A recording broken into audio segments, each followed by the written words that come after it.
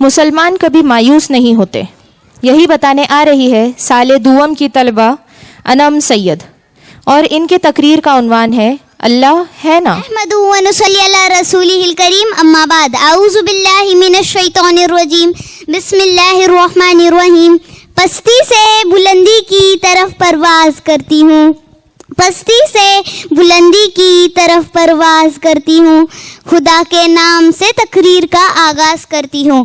محترم سامعین، صدر جلسہ اور میرے پیارے ساتھیوں، السلام علیکم ورحمۃ اللہ وبرکاتہ. آج کے اس پرنور جلسے میں اللہ کے وجود کے بارے میں بات کروں گی کہ اللہ ہے نا. غم کیوں کرتے ہو؟ اللہ ہے نا. چھوٹی چھوٹی بات پر، تکلیف پر اللہ سے شکوہ کرنا، یہ بات ہمیشہ یاد رکھیے کہ جب ہمیں خون کے رشتوں سے تکلیفیں ملے تو حضرت یوسف علیہ السلام کو یاد کر لینا، اور انہیں اپنے سگے بھائیوں سے تو تکلیف ملی تھی.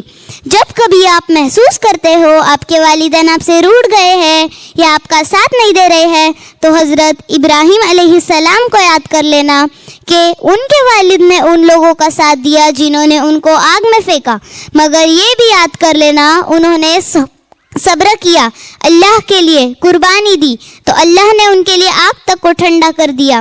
یونس علیہ السلام کو یاد کر لیجئے جنہوں نے مچھلی کے پیٹ میں بھی صبر کیا. کیا وہ آسان تھا؟ آسان جگہ تھی، وہاں بھی اللہ کی تسبیح بیان کرتے رہے اور بے صبری نہیں کی. اور جب کبھی آپ پر بھروسہ نہ کیا جائے یا جھوٹے الزامات لگائے جائے تو ماں عائشہ رضی اللہ کو یاد کر لینا جو انہی آزمائشوں سے تو گزری تھی. انہوں نے انبیاء کی سنت کو زندہ کیا، اور وہ کیا تھی؟ صبر. پھر اللہ نے قرآن میں ان کی پاکیزگی اتار دی. جب کبھی آپ الون یعنی اکیلا محسوس کرتے ہو تو اپنے بابا حضرت آدم علیہ السلام کو یاد کر لیا کرو کہ جن کو اللہ نے اکیلا ہی تو پیدا کیا تھا، پھر صبر ہی کی وجہ سے ماں حوا علیہ السلام کی شکل میں ان کو ساتھی دی گئی. میرے دوستو، اور کون کون سے واقعات نبی آپ کو سناؤں، صبر کے کس سے بتاؤں کہ جس کے بعد آپ لوگوں کو بھی میری طرح یقین ہو جائے کہ اللہ ہے نا. تو ساتھیوں، تم بھی کبھی مایوس نہ امید نہ ہونا، تم کو بھی تمہارا سہارا اللہ ہی ہونا چاہیے. تمہارا رب تمہیں کبھی اکیلا نہیں چھوڑے گا. ابھی ہم اللہ تعالیٰ کی مصلحت کو نہیں سمجھتے، ہم کو معلوم نہیں ہوتا کہ ہماری زندگی کس رخ کی طرف جا رہی ہے. پیارے نبی محمد صلی اللہ علیہ وسلم کی سیرت سے ہمیں کیا ملتا ہے؟ جب لوگ آپ کا مذاق اڑائے یا جھوٹا کہے، پھر بھی ہمارے پیارے نبی کی صبر ہی کی وجہ سے ایک خاصیت کی بنیاد پر اللہ نے ہمارے پیارے نبی محمد صلی اللہ علیہ وسلم کو نبیوں کا سردار بتا دیا.